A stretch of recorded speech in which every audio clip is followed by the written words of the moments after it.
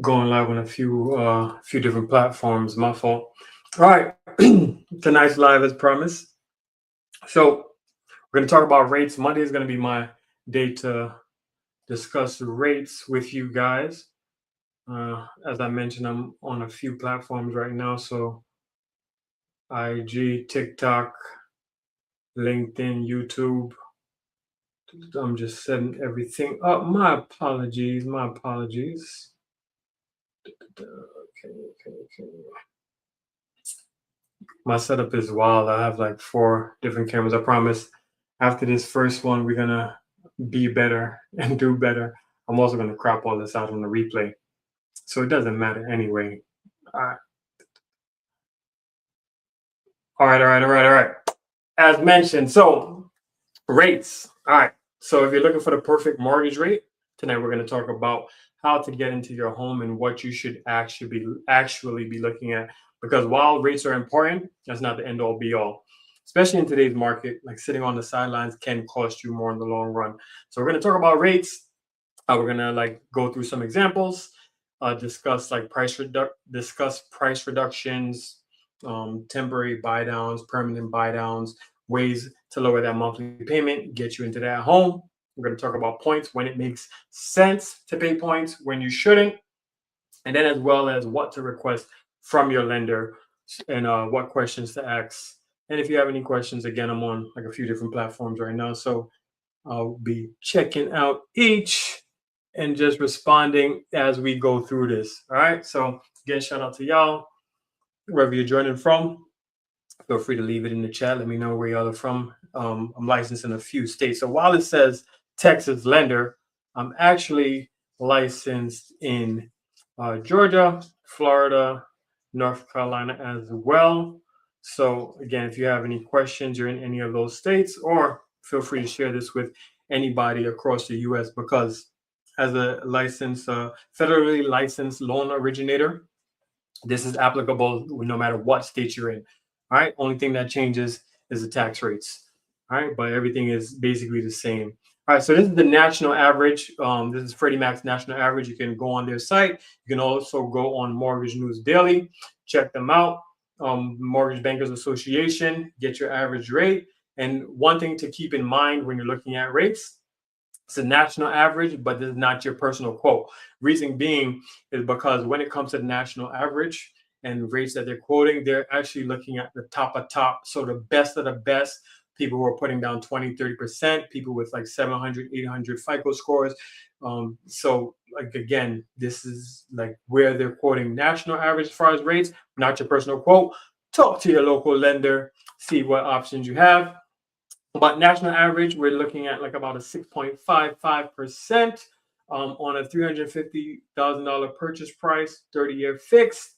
Freddie Mac, 6.55%, principal and interest only. That payment works out to be about $2,200, $23.77 to be exact. Again, that's just the national average right now. Keep those figures in mind because I'm also going to talk about temporary buy downs, as I mentioned, permanent buy downs, and how though you can use those to get into your home, lower your payment initially. And like I've had clients who have used this strategy to get into their home because their partner like might be getting a raise, or they might be getting a raise. Their partner is going to come on the loan later on. Somebody else is going to be helping them with the payment. So there's different ways that you can use that to get into your home. All right. So spoke about that price reduction. So yesterday I did an open house out here in Kyle, Texas. When it first came on the market, this home was listed at $399. And again, I always advise clients when I go through the pre-approval process to look at homes. You have people who want new builds, new construction properties, but it's always good as far as negotiating and making a good offer to look at homes that have been on the market for longer period of time. Reason being, person might be desperate or might be in a rush. Never know the reason why somebody's selling. So they might be more willing to accept your offer, might be willing to give sellers concessions, which we'll talk about later as well. But so again, price reductions. This home was listed initially for $399. Yesterday, it was listed at $339. 339. So it's like over a $60,000 price drop. So again, I'm not sure the ins and outs, the details of why the sellers lowered their price based on the market. Like a lot of homes here in Texas have been sitting on the market longer. Texas, Florida, those are just two of the markets that I'm in where we've had like inventory increasing, staying on the market for longer periods of time.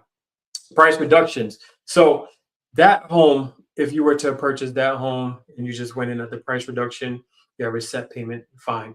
All right. Permanent buy downs, temporary buy downs using seller concessions to help you reduce your payment. So like we'll just use that same 350 price point that I mentioned earlier. With a 321 buy down, your effective rate in year one would be based on a 3.55% interest rate. All right. Year two, again, it's a 321 buy down. So your year one goes down by 3 points, year two, 2 points, year three, one, and then reverts back to their initial rate for the 4 through 30 if you do a 30-year fix. In year one, you would save on average $652 a month, right? If we just went with that 6.55% rate. Again, I'm not quoting rates. It's just based on the average, the Freddie Mac average. But if you were to use a 321 buy down, a temporary buy down, that's just an option that you would again be saving around $600 a month. If you went with instead of using the price reduction, you did what is a seller concession. So depending on the loan type, you can get anywhere from 3%, 6%, 9% back. 9% is like extremes if you're putting down more than that's for conventional loans. If you're putting down more than 10%, but like generally, we're looking at 6% for FHA, 3% for most conventional loans, 4% for VAs. All right. In this market, I mentioned there are a lot of homes sitting on the market longer. A home that's been sitting on the market, you definitely have like a negotiating power because again, that home is just sitting there. Somebody's still paying that mortgage. They want to get rid of that property, especially with seasonality. So today, July 20th, I'm doing a live like daily. All right, we're going to rock out the rest of the year. But seasonality, summertime, you have families going to Europe, families going to Jamaica, World Cup. They might be going to Spain, Barcelona. Check it out, beautiful city, right? Get out on the beach after the club, go and chill. Barcelona has some good times. Y'all owe me nothing. But again, if you're going, you have families traveling, you have families, kids going back to school here in the South. We're about to go back to school shortly. Kids are going back to school. In the Northeast, I'm from New York. They have about another month or so before they go back. People are traveling. They're taking their time. If you're shopping, again, you have options. As we approach the fall, wintertime, same thing. A lot of people like spring is that hot market. We have people like everybody getting into the market in the wintertime, in the fall time, a lot of different options, a lot of different negotiating power. So again, price reductions. If you have the option of going with the reduced price or increasing the price slightly, increasing your offer slightly, getting that back in the seller credit, or not even like going first at the action and still ask for your money back. And then if anything, like increase, ask for that concession and use it for that buy down, whether it be a temporary buy down, permanent buy down, save your money. Shout out to all of y'all on TikTok. Brianna, what's going on? Demetrius, how you doing, bro? All right. So when should you pay points? Because the buy down, the temporary buy down, the permanent buy down, there is a cost to it, right? And generally it comes from that seller credit. So if you're looking to like move, say in a year, it might not make sense to pay points because again, you're prepaying the interest. If you are going to be residing in the home for a period of time, then it makes sense. And again, that is something like we do when we look at your pre-approval. We're going to tell you, all right, this is what it costs. This is that break-even point. This is when it makes sense. This is when it does not make sense. All right. So questions to ask your lender, what to request. I already told you what we do, but make sure from your lender, you're discussing your payment All right.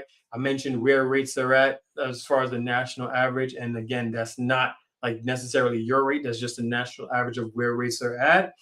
But the rate is only important to the payment, but you might not like the payment of that's associated with that purchase price. So yesterday I had a client came into the open house. They want their payment to be around 2,600. Where rates are at with in this market, this home not necessarily wasn't like within their price point, but it wasn't where what they wanted to pay. Right. So they could afford it, but they didn't want a mortgage payment that high. So again, it's not necessarily just about the rate, it's more so about the monthly expense, what is coming out of your pocket, and especially in Texas where we have higher property taxes, Florida where they have higher insurance costs, right? So like depending on the market you're in, those are just things to look at. So talk to your lender, hit me up, find out what that monthly payment is, what is the cash to close. Again, because if you don't have money, if you're using a down payment assistance program or something like that, you want to know how much you need to request back as far as that seller concession. This is the conversation I generally have with my realtors. So make sure your realtor and your lender is on the same page. All right. Cash to close, what is your payment and the break even comparisons, as I mentioned. So depending on your options, 580 and up for FHA, 620 and up for conventional. VA, there's lots of options. VA loans all the way down to 500. But look at your different options, what bucket you fall in, because again, there are different loans, different options, depending on the loan type, depending on if you go conventional, FHA, VA, that payment closing costs might look different, right? So it's always good to see a side-by-side comparison so that way you know what you're getting into. All right, and then let me see if we have any questions. Again, I'm on a few different platforms. Shout out to y'all on TikTok. Da, da, da, da, da. All right. I don't have any questions on there. Yeah, like we're gonna be going live. We're gonna be going live every day this week. I'm gonna try to get on here earlier. Again, I'm in Texas right now. I'm in Austin.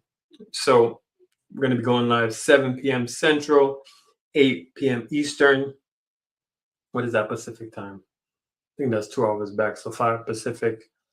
I'm not licensed in Cali yet or on the West Coast, but that is coming. So if y'all are in Cali, if y'all got family out there, like tell them hit me up too. All right, because yeah, we get into it. So let me know if y'all have any questions. Tomorrow, we're going to be talking about VA loans. So I mentioned already VA loans. We go down to 500 FICO. VA is a great program. Lots of options for our veterans. Salute to all of y'all who served. Yeah, definitely take advantage. But check me out on all platforms, All About Home Loans, on a majority of them, or Kenneth Francis. Yeah, and I will stay in touch. If you have any questions, want more information, DM me payment and we can discuss those payment options for you. All right. Kenneth Francis, Barrett Financial Group, NMLS 209-26068. Stay up.